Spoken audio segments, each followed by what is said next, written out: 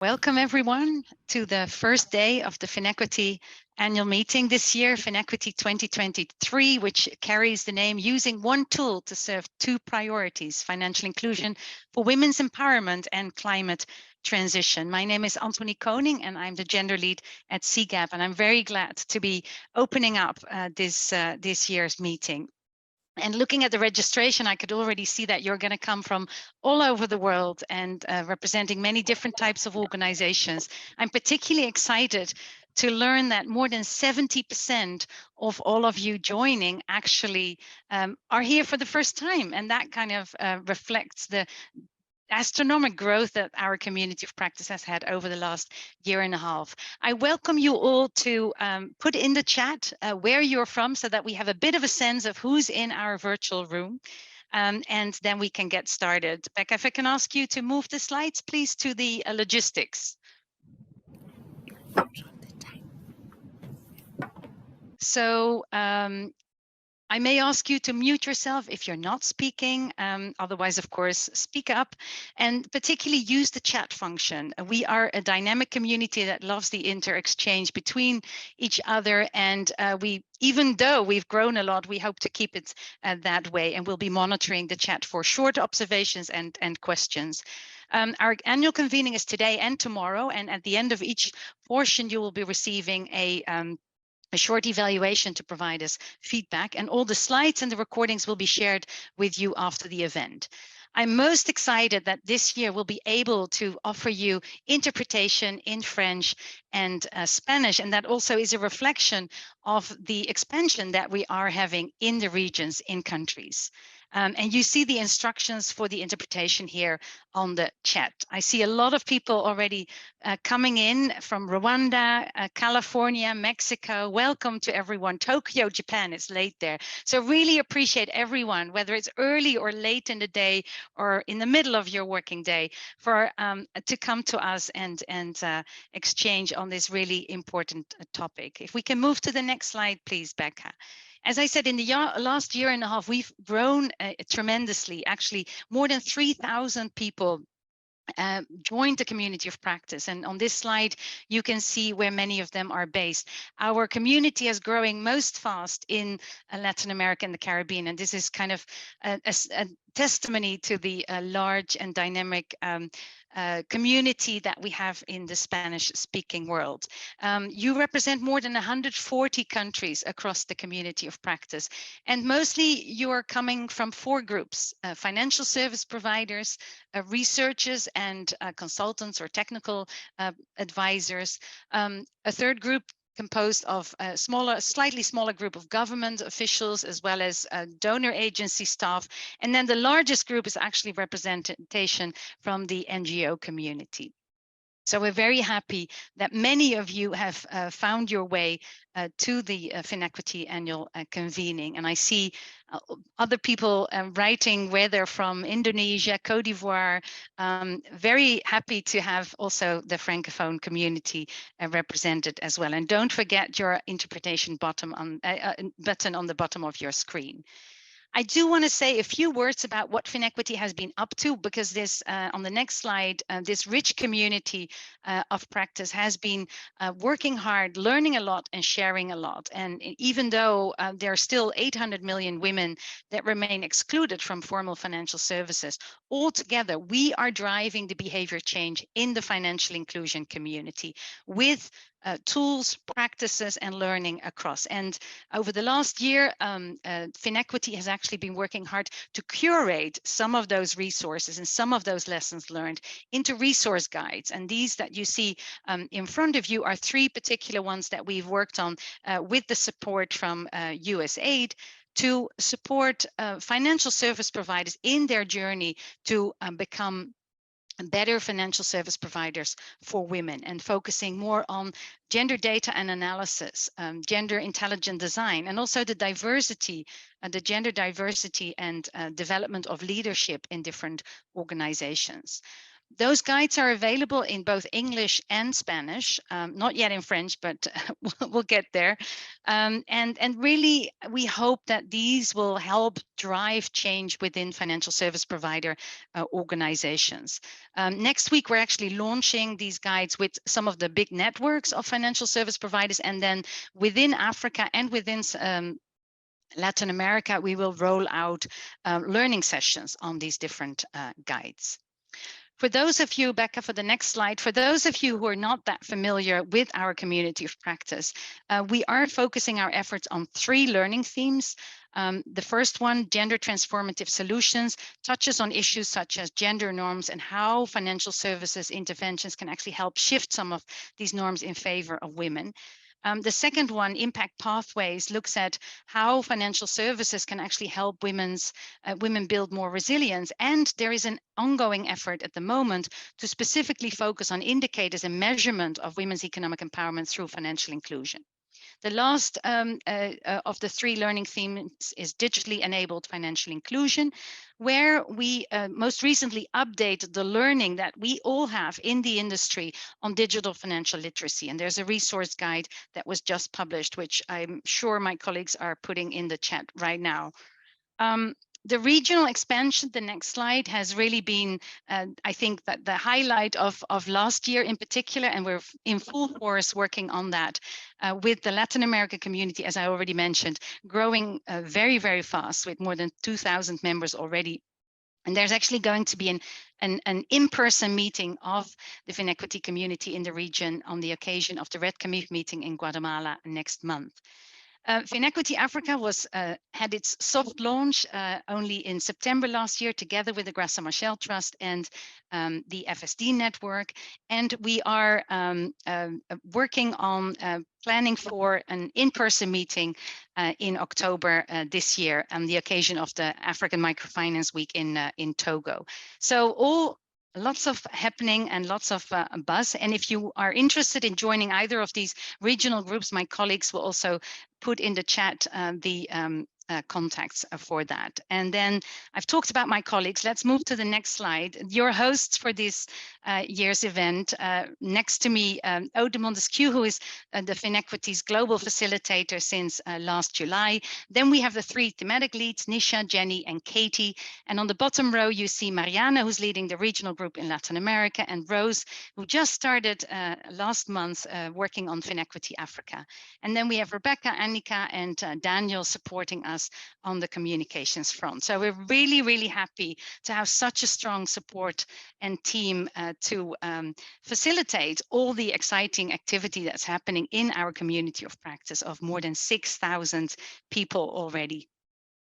If I can briefly jump to the agenda for today and tomorrow, I'm really looking forward to kick off today with a very inspiring session and keynote from Mrs. Graça Machel, together or joined by 2 members of our Technical Advisory Committee of FinEquity. And that will be followed by a guided networking session, as well as a series of member-led sessions. Those will be concurrent. The plenary sessions will all be interpreted in French and Spanish. In the member-led sessions, you will find the interpretation in the first one, the designing products that address women's financial needs to combat climate challenges. The other 2 sessions, influencing behaviors to address climate challenges with women's financial inclusion and improving outcomes for women affected by climate change challenges through financial inclusion, will both just be in English. So with that, I am very, very glad to, tomorrow. There's more tomorrow. So quickly for tomorrow. Tomorrow we'll start with the networking, and then we'll hear regional perspectives on financial inclusion for women's empowerment and climate transition. And it will be a panel with 4 different perspectives from different regions. And then we close off with the kickoff of our global consultation about FinEquity's work plan for the coming years. And we will close off with a keynote from the CEO of our host, CGAP. So we have 2 exciting days ahead of us for a topic that is extremely timely, I think, and really has already sparked a lot of discussion in the D groups, if some of you have followed those over the last 2 weeks. We will kick off this discussion here at the opening session. And we're very, very honored to have Mrs. Graça Machel with us. She is the founder of the Graça Machel Trust, which is a partner of FinEquity in Africa. And Mrs. Machel is one of the leading advocates for women and girls' rights. She's born in Mozambique, where she fought for the independence and became the country's first education minister. And with the trust, more recently, she's been focusing on women's empowerment and financial empowerment in particular. Other topics that have concerned her are food security, nutrition, democracy and governance, and the ending of child marriage. She will be joined, as I mentioned, by 2 members of our technical advisory committee. The first is Nandini Harihareswara, who is an independent consultant and has spent a decade focused on ensuring that the benefits of digital economy are inclusive of those more vulnerable in the economy, and especially women. She has worked across the financial system to remove barriers and come up with solutions, and has a really good insight into the different perspectives. And then together with her, we'll have Christian Pennotti, who is a senior director for market-based approaches at CARE, and he's also the founder and CEO of Shomoka, which is a startup social enterprise that tries to unlock the benefits for savings group members through digital innovation. And Christian has more than 20 years of experience in international development, with experience across the world as well. So also he comes with a lot of different perspectives. So with that, I'm really, really honored to give the floor to Mrs. Graça Machel. We look forward to hearing from you. Over to you. Good afternoon, distinguished guests, ladies and gentlemen. Let me commence my remarks with a couple of facts and figures for us to wrap our minds around today. 100 years, that is how long it took activists to struggle for women to secure the right to vote in the United States. 66 years, this is how long it took for the United Nations to formally designate March 8 as the International Women's Day, a day which was born out of the struggle for radical demands for economic and social equality. We sit here 40 years later, still battling for equal work, for equal pay, and the gender parity across all realms of human interaction. These milestones reveal how the struggles for our generation are long enduring. As the history shows us, it requires unrelenting perseverance along the continuum of time to overcome. Disenfranchisement, inequality, and gender discriminations are not acts of nature. They are entirely man-made. It is a societal responsibility to dismantle them, with women leading the change. Women have been marginalized politically, economically, and socially for centuries, and any progress we achieve is attributable to the leadership of women and us placing ourselves at the forefront of our own fight for progress. No one will hand women our equal standing in society. We must struggle. We must build the bridges and network among ourselves. We have to marshal all the resources and allies at our disposal and band together to write our brighter future. Experiences from Scandinavian countries, Canadian, Southern American, African, and Asian women over the decades tell the same story. Without struggle, without that unflinching commitment to mobilize, organize, and insist on getting our fair share of progress, women will always be disenfranchised. Women must be key drivers of progress. Many countries like Finland and Rwanda have realized that empowering women boosts their economic growth and human development indicators. Analysis have shown that including women in leadership and opening up opportunities to them have been proven successful keys to growing their economies and reducing poverty. A recent report from Africa, for example, showed that if sub-Saharan African countries could fully close gender gaps in employment rates, the overall gross domestic product would increase by 10%. In effect, allowing women to take their rightful place as full contributors in society is key to uplifting entire nations. Climate change and the disproportionately devastating toll it takes on women is no different. It is a challenge which follows this same trajectory. It will take at least a generation for us to emerge victorious in the pursuit of climate justice, and women can take a lead role in this battle. Take the nexus between climate change and agriculture, for example. Investing in women across the agricultural supply chain offers a significant opportunity to enhance sustainable food production, accelerate climate resilience, and mitigate food insecurity globally. A 2021 UN Food and Agriculture Organization research paper highlights that enabling women farmers to access resources to the same extent as men can increase on-farm yields by 20 to 30% and potentially resulting in 100 to 150 million fewer hungry people in the world. Let me refer to our own experience, the Graça Machel Trust, which works with the 17 women's networks across Africa, which are the beating heart of our advocacy. The African Women in Agribusiness Network, AWAB, with chapters across 5 countries, aims to propel women's agricultural activities beyond subsistence farming into viable business that participate equitably in the agricultural value chain.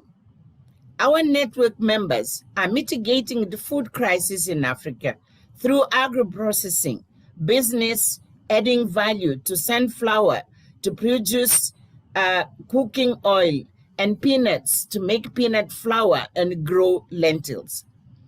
The women recognize the value of rural communities around them. They empower themselves and use an outgrower scheme where thousands of smallholder farmers are involved in sunflower, groundnuts, and green grams production. This is helping in building their capacity through the training provided to them in profitable agricultural practices and looking at agriculture as a business for economic empowerment.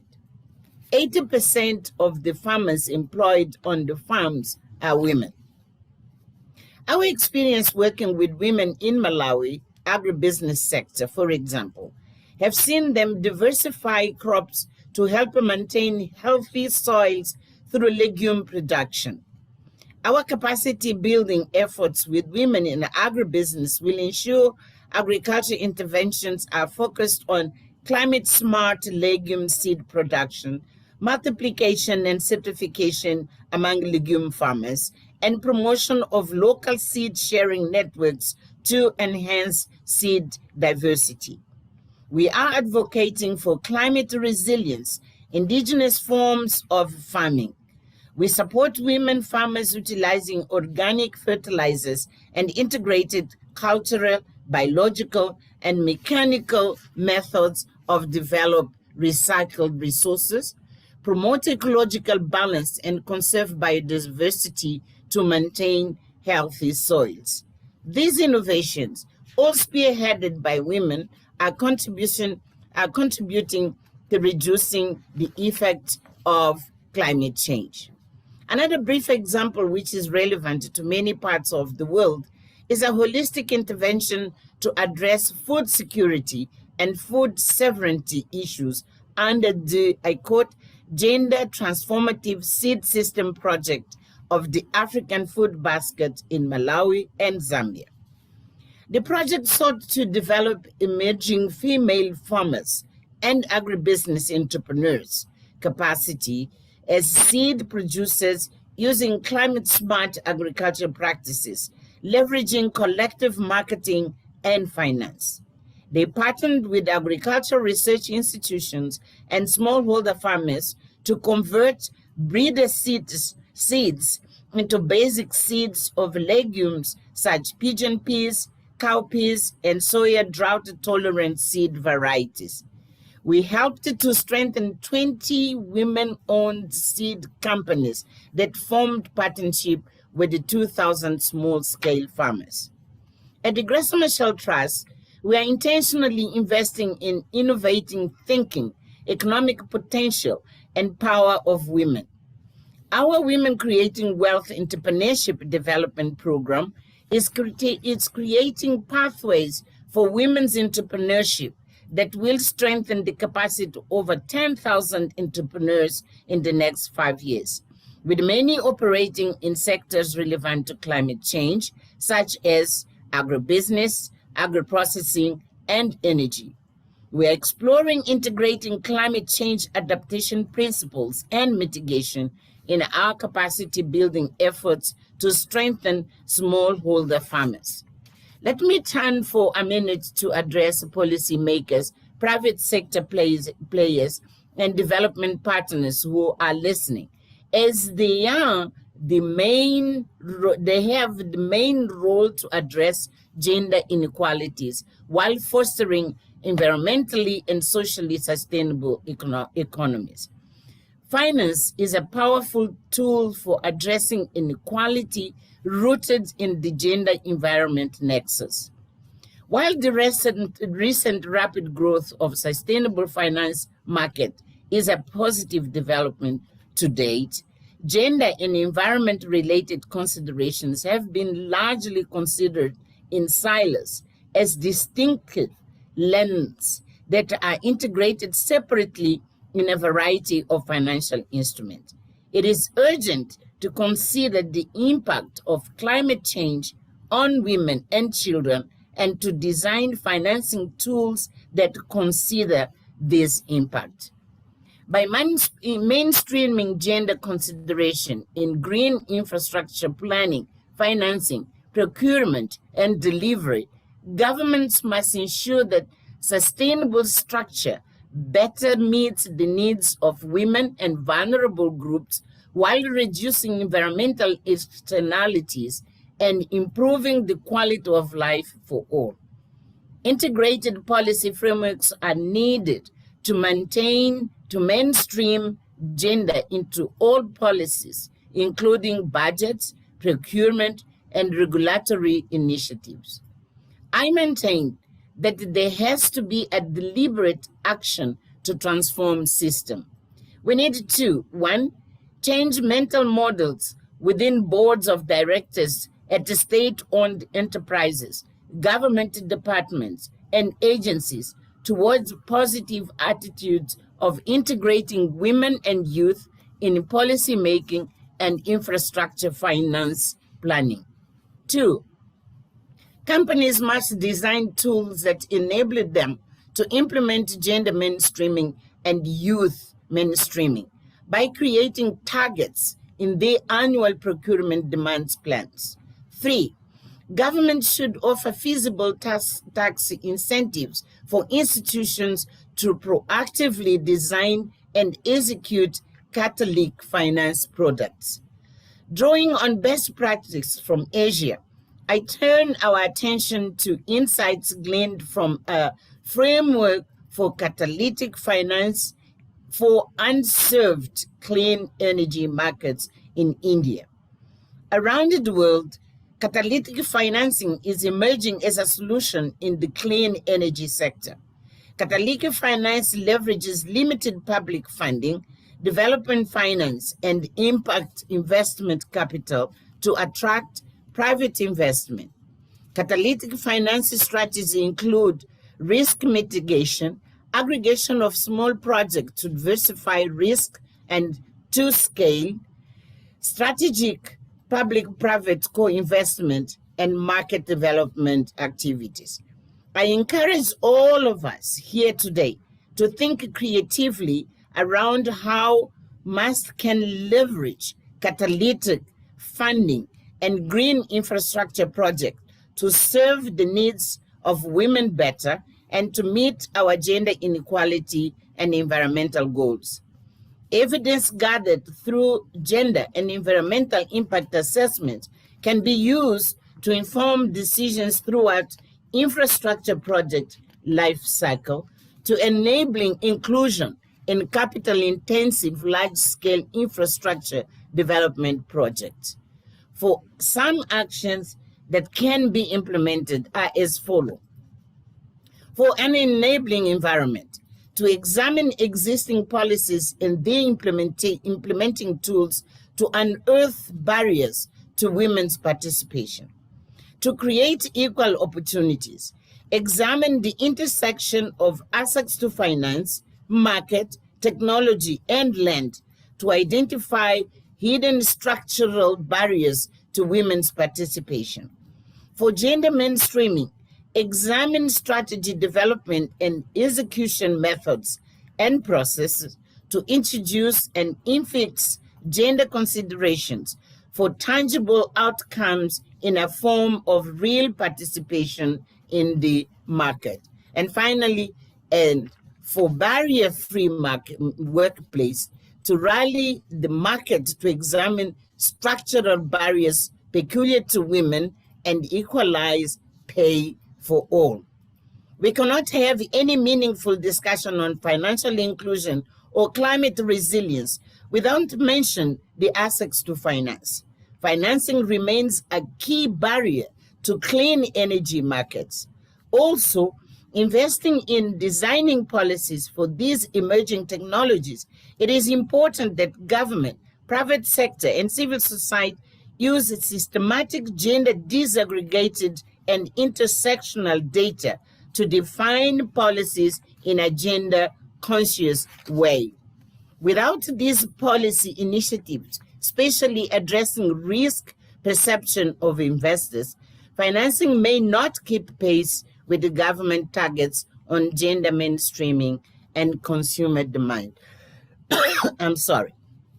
Therefore, countries must invest in improving the collection of systematic gender disaggregated and intersectional data as a competitive advantage and a way to embed inclusion in their policies, strategies, and projects.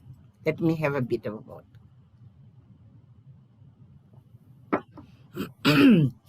This is the reason why Graça Machel Trust focused on advocacy has been long running through the establishment of our New Faces, New Voices network, a Women in Finance network.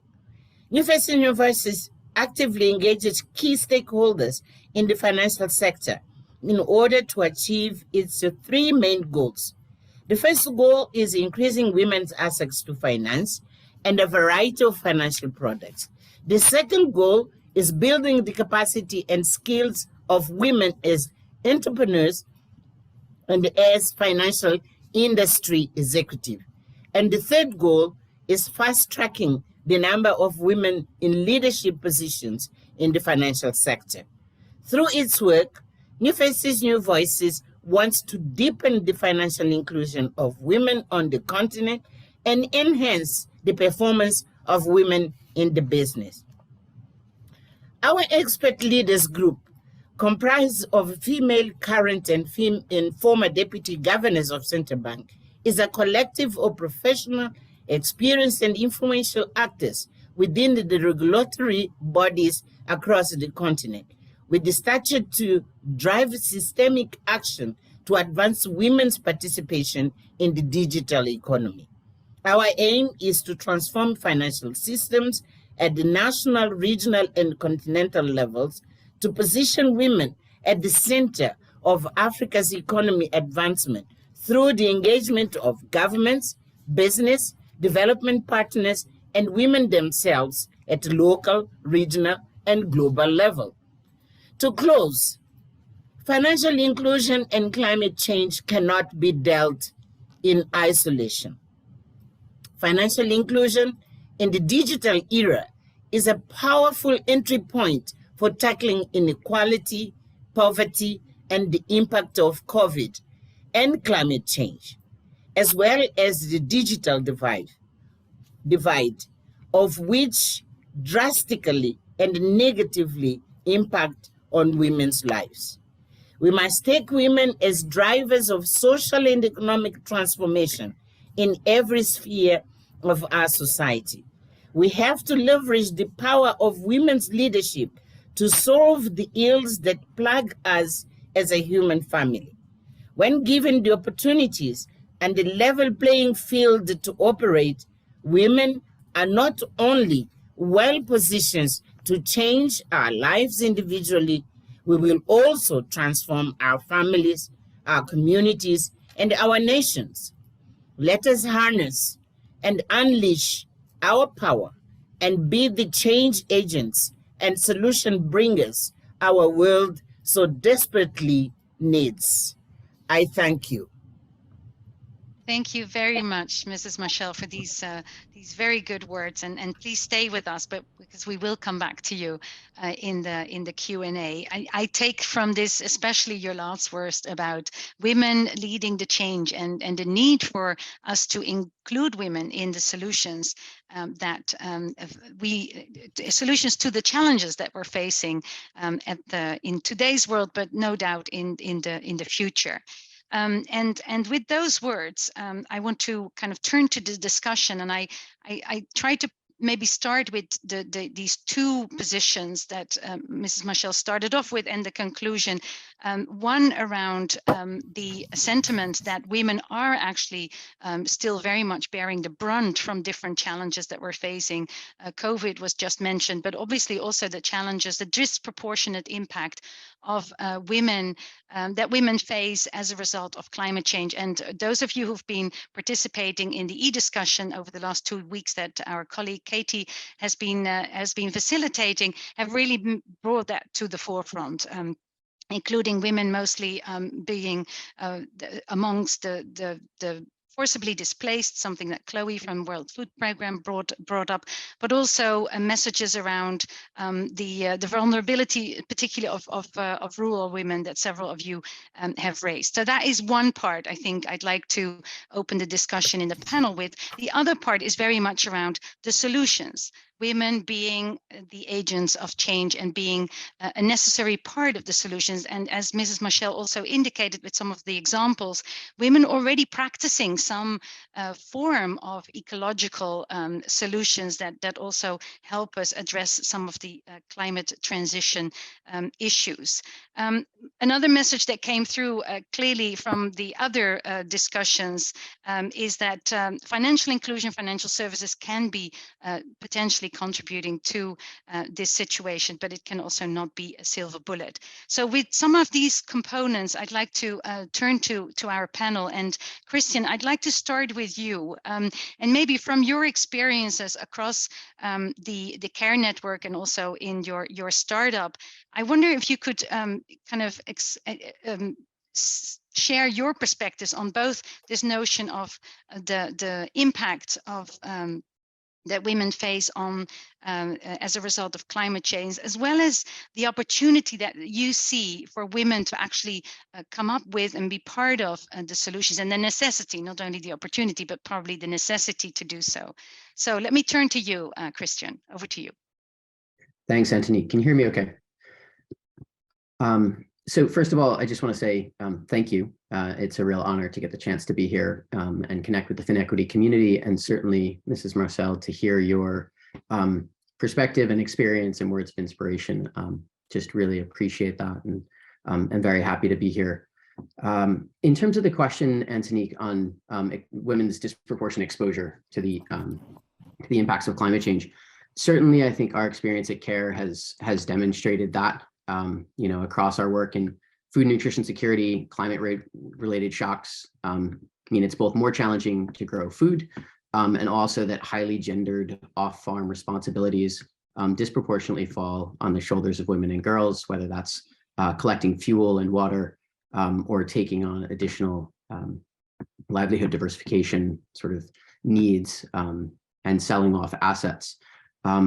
And food scarcity and displacement have a whole litany of sort of gendered negative health outcomes and risks of lower nutrition and gender-based violence.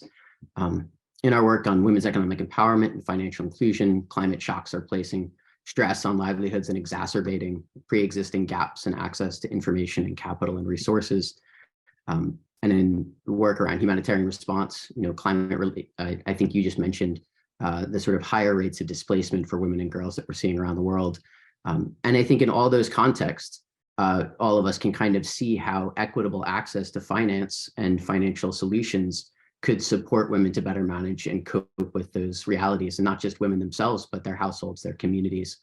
And I think at the moment about what people are grappling with in Turkey and Syria, and how jarringly obvious it is that the ability to reach people, all people, with financial services in times of need is just can make a major contribution to supporting resilience and recovery. And so on that side, I think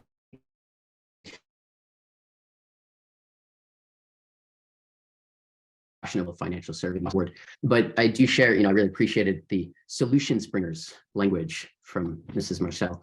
And I think, we certainly look at it that way and experience it that way at CARE. I think partly because women are so much on the front lines of so much of this and so disproportionately impacted, they certainly have the best sense of what the problem is, and where the problems lie, and therefore are really well positioned to inform what solutions should look like. And so in our work, trying to be really intentional about leaning into that has become increasingly important. Maybe I can talk a little bit, as the conversation goes on, about some work we've been doing through the course of the pandemic and some of the insights we think from that. But that both because of the vulnerability and therefore the need, the human need to lean in, but also because of the opportunity to engage with women and for financial service providers to learn from women about what they see as the paths to solutions and how we can all be more resilient is pretty paramount. Great, thanks. No, Christian, definitely want to come back to some of these examples, but let me turn to Nandini, to you. And it's something that Mrs. Machel also touched on, this integration of gender and gender equality and climate transition, two priorities that we need to touch on. And of course, that's also the tagline for our annual meeting this year. You could, of course, ask yourself the question, are we layering on too much? Are we overburdening financial service providers? Knowing full well that financial inclusion can only go as far, only so far in addressing some of these big challenges that we have. But I think this notion of integrating is an interesting one. I'd love to hear your perspective on it, and also, how you see this practically. I mean, you've worked on the ground with providers, with policymakers, with others. How do you see these two worlds kind of coming together, and how can we best do that? Thank you, Antonique, and I also want to say thank you to Mrs. Machel for joining us and giving us such an inspirational keynote. Thank you to you for helping to give a North Star and continuing to share with us the belief of leadership on the ground that financial inclusion is a key entry point for all things that we want for gender equality for women and girls. So thank you for kind of highlighting that for us. when we come to the question, Antonique has asked me to give the perspective from the ground, from the private sector, from policymakers. When we had some of our conversations preparing for this call, I was a little bit of a skeptic. Are we talking about why we're talking about climate change in financial services this year? And so really, I think there's two litmus tests, right, that we have to use when we're working in this space to overcome the hype. The first is, what is the problem we're trying to solve? And the second is there a financially sustainable business model to answer the problem? And, I've done quite a bit of research on this, especially in the energy space. And I'll share the blog that I wrote with Nisha Singh about it earlier. And there's a lot of space and challenges to be solved. And we believe, we hope, financially sustainable business models to help address those. But I also have been convinced, especially through the excellent D group discussions curated by Katie Hylett that have been happening for the last few weeks, that there are problems to be solved. And it is clear that women bear the burden of the repercussions of climate change on almost every level. So there are many problems to solve. And there do seem to be several business models that are doing this.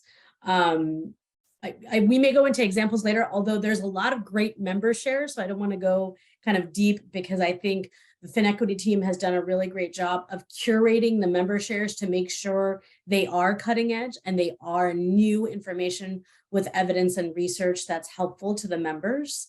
But I do think, there's some great examples from the solar energy pay-go space, asset financing space. There's a lot of mismatch in terms of what women need, especially women businesses, in asset financing and how they're financed and whether or not they can really afford them. But these new-ish business models are really giving an opportunity to help women be resilient in the face of climate change, to have basic things like light and refrigeration, and not just live another day, but also thrive in the face of diversity. And financial service providers have found those business models to be profitable. I think the biggest burden, and I use the word burden in kind of quotes, to the private sector, is because it's only a burden because I don't know if we as a community have been able to give sufficient guidance and support on this important topic, is how to engage men, boys, and other gatekeepers when they contribute to the key barriers to women's access to new products and solutions, whether they're financial or not. And this came through in the D group's discussion as well, where many of the pilots that have been done have some success factors, but some of the challenging factors have been the way that community members, men, boys, and other potential gatekeepers might use the product or use their relationship with women to have a result that wasn't exactly expected nor wanted. So I think that is an issue that is really important when we're engaging private sector. And I know FinEquity is doing a lot of work in this space, as has CARE. My colleague Christian and his team have done great work in creating toolkits on engaging men and boys in the field of financial services. So, but we have a lot of room to run on that before we can really help address that barrier with private sector and policymakers. I'll stop there. Thanks so much, Antonique. Nandini. That's really great, and I'm glad that you already touched on this notion of business models and an example from the solar pay-go space and the asset financing, and obviously that last point that you mentioned. I'll go to Christian now. Maybe Christian, you can give one example, and Mrs. Machel, then maybe I'll come back to you for a reaction. And I think this notion of, Nandini called it the litmus test, but I think particularly this notion of the business model and what burden is there, and how can we actually address the burden for those that should be helping us with solution, is something that maybe you could respond to. Christian, before I turn to you, I also would like to again remind colleagues and friends on the chat that you can put some of your questions out there. We've extended this session a little bit longer and reduced the speed networking so that we have a little bit more time. But Christian, maybe one example from you before I go back to Ms. Machel. Yeah, happy to share an example. I think there probably, when we think about the business case, if CARE does a significant amount of work with savings groups around the world. And I think, as I mentioned, one of the things that has been really encouraging to us through the course of the pandemic has been the resilience that those groups have demonstrated. And these are overwhelmingly female-led groups. And so they often represent an access opportunity for women and girls that isn't otherwise accessible. And we've seen 85% of the groups we're working with continue to function through the course of the pandemic. 65% plus of them are still saving and lending. And we have definitely seen opportunities. I would say one, those groups are coping with the pandemic and the climate crisis and all these things simultaneously. Groups in Ethiopia were dealing with the pandemic and the locust infestation. Groups in Niger were dealing with the pandemic and dramatic reductions in food productivity. And so it's not necessarily like we can easily extract the climate situation from all of the other factors affecting life. And what we've seen in terms of serving those groups is there's definitely, I would say there is a business case, but to Nandini's point, I think it's not necessarily like there's a business case in every context for every FSP. Our experience has very clearly shown that the FSP matters, and their orientation, their commitment, their willingness to make the investments in bridging some of these gaps around financial literacy, around digital inclusion rates, and things like that are definitely key factors. But there's other factors that are really outside their control, like group registration and the ability for groups to be networked and to offer services to groups at economies of scale that sort of make business sense. And we don't yet see that everywhere. So a positive example would probably be some of the work in Rwanda, where we've had a lot of success working with MFIs, as well as the government, to market financial products to and through savings groups. In other contexts, we've had less success, but we are seeing more and more governments. So we're doing work currently in Uganda with the government to look at the product side and what can FSPs, what kinds of products make sense from a group's perspective, but also how do we streamline registration and get that in place? How do we help to close the sort of baseline digital inclusion rates, not just for financial services, but for life, in order to close some of those gaps that I think really challenge the business case. Those to us are sort of whether you're talking about climate or you're talking about agriculture, you're talking about entrepreneurship. If we're looking at savings groups in particular, getting those factors in place is sort of critical and has a big impact on whether or not there's a clear business case. Thanks so much, Christian, for these very concrete examples.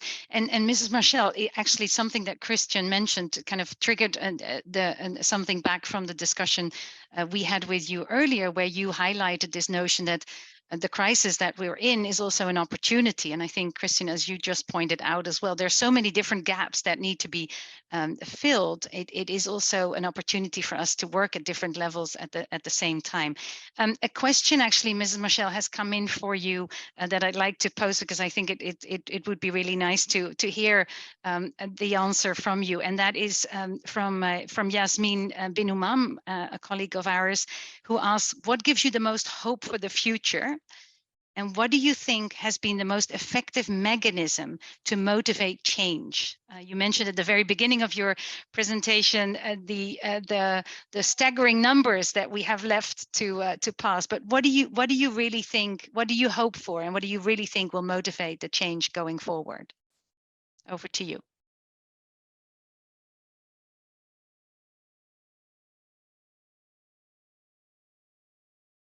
For just a moment, Daniel, can you please unmute Mrs. Machel? Because we can't hear Mrs. Machel. Daniel?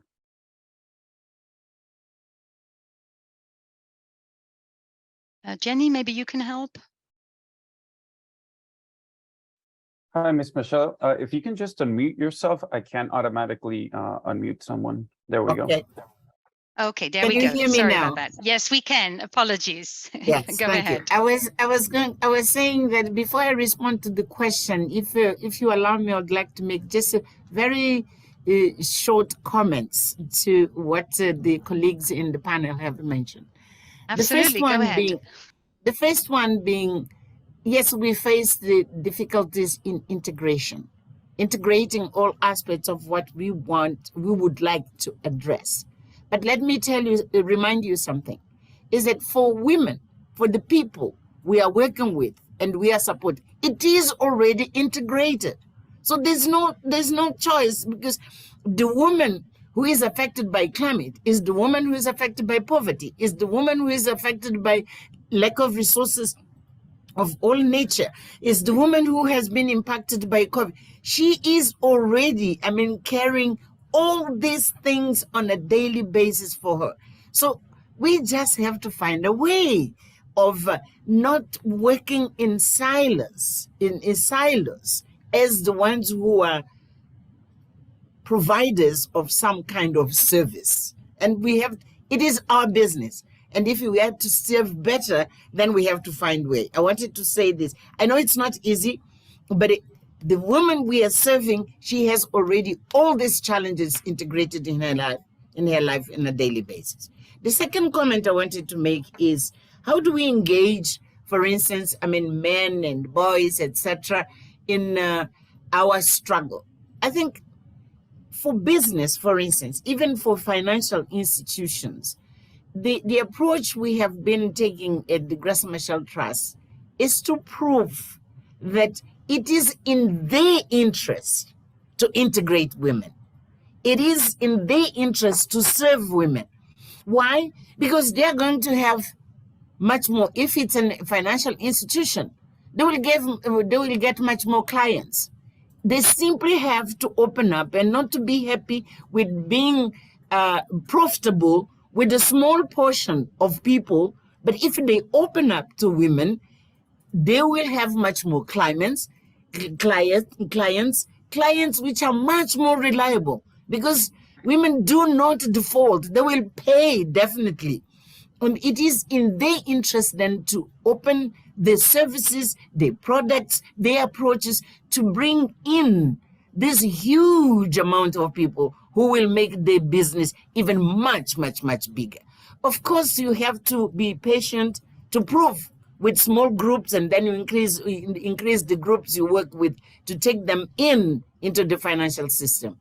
Because for us, of course, it's an issue of equity, it's an issue of women's rights, etc., etc. But for them, they think business. So you have to speak business and prove that they will be getting better results in their business if they integrate women as their clients.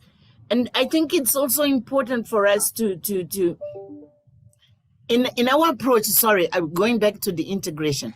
The reason why, for instance, we focus on networks at a country level is because around these networks, women, they articulate their needs and their priorities. But with support of what I mentioned as women who are or have been in central banks, because they are so skilled, they are powerful, they can convene. They have the convening power of bringing government, of bringing financial institutions, bringing business, bringing all stakeholders, but particularly because they are women, they express the voice and priorities and aspirations of women. So you bring to the same space and try to say, look, you as government, you'll perform better. You as business, you'll make a better business. You as a financial institute, all of them so it is in their interest. So I don't have much time. I just wanted to make this comment. Now, the question you are asking is, the question you are asking is, why do I have hope? Well, we all agree that the pace is very, very slow. And the challenges are very, very huge to all of us. But just in this conversation we're having this afternoon, we brought some examples which are working. And to show that no matter how difficult it is, progress is happening. There are hundreds of thousands, in some cases, millions of women who have been coming out of the challenges we're talking about because of us working together and working with them and being them the ones who inspire us, in fact, to try to work. So you have good examples which inspire you to carry on.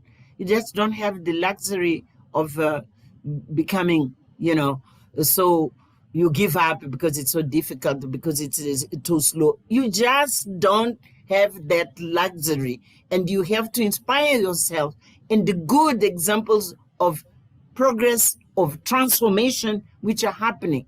Now, I would like to end up here saying that one of our weaknesses, all of us, is that we don't scale up the good experiences. Sometimes we keep them in a small scale, and we share only with, we need to amplify. Let me use the word of Bishop Tutu.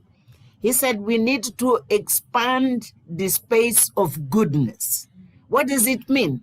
The good experiences which are being provided by communities we are working with, by women we are working with, the young people, etc., etc., they have to be the one which add the main space for us to say why it is worthwhile, to transform and to give the space for the power of women, the power of youth to be exercised in the public space, and to reduce these margins of discrimination. How do we do it? I leave it to you. You are much younger than me. And I leave it to you also because you are the one who use, the digital tools we have. But we have to expand much more at what we are doing, which is working, which are good results, because this is going to inspire much, much, much more people for transformation. And for me, excellent. Well, these are great. These are fantastic words. Apologies for cutting you off there, but these are really inspiring words. I think your notion of we don't have the luxury, there are good examples. And with the words of Bishop Tutu and your own words, I think this is exactly what a community of practice like FinEquity is aiming to do. Not only sharing examples, but ensuring that these are scaled up and that we achieve our goals. So I would like to thank you very, very much, both Mrs. Machel, Nandini, and Christian, for your input.